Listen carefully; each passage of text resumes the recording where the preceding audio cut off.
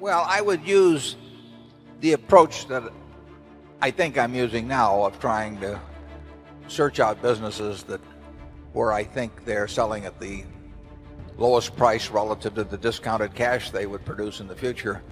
But if I were working with a small amount of money, the universe would be huge compared to the universe of possible ideas I work with now.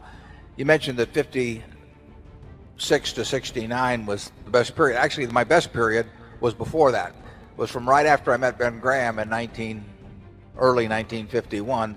But from the end of 1950 through the next 10 years, actually returns averaged about 50% a year. And I think they were 37 points better than the Dow per year, something like that.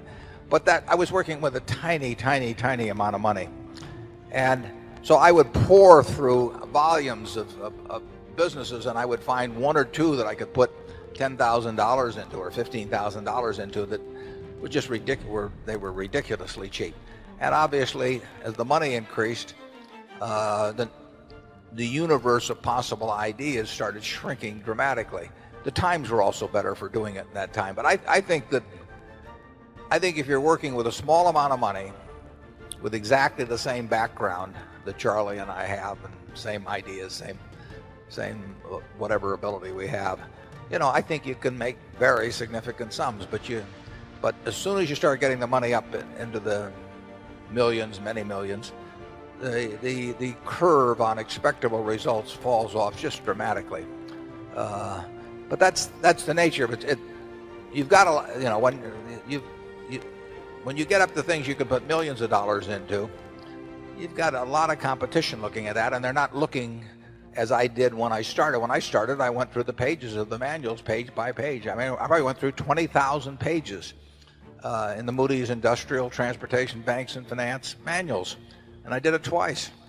And I actually, looked at every business. I didn't look very hard at some. Well, that's not a practical way to invest tens or hundreds of millions of dollars.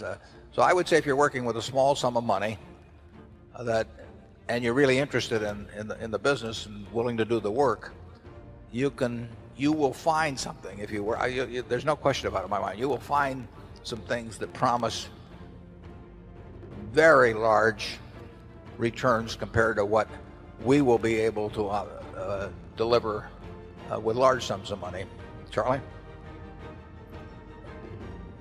Well, yeah, I think that's right. A brilliant man who can't get any money from other people and is working with a very small sum probably should work in very obscure stocks, searching out unusual, mispriced opportunities.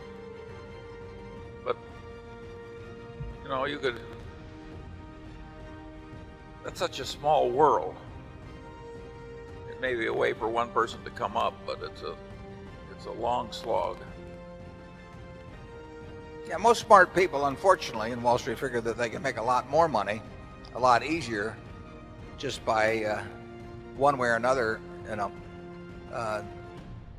getting an override on other people's money or delivering services in some way that people. And the monetization of hope and greed, is a way to make a huge amount of money. And right now it's just take hedge funds. I mean, I've had calls from a couple of friends in the last month that don't know anything about investing money. They've been unsuccessful and everything else. And, one of them called me the other day and said, well, I'm forming a small hedge fund, 125 million he was talking about. Like the thought that since it was only 125 million, maybe we ought to put in 10 million or something of the sort. I mean, if you looked at this fellow's Schedule D on his 1040, for the last 20 years, you'd think he ought to be mowing lawns. But yeah, but he may get his 125 million. I mean, and it's just astounding to me how willing people are during a bull market just to toss money around because they think it's easy. And of course that's what they felt about internet stocks a few years ago. They'll think about something else next year too. But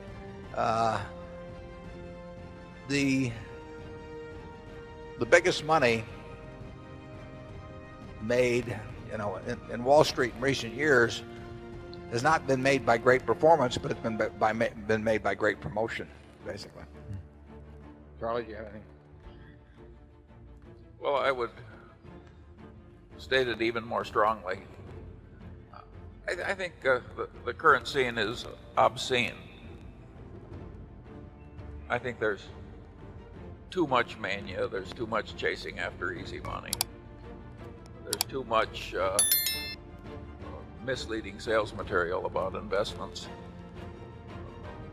There's too much on the television emphasizing speculation in stocks.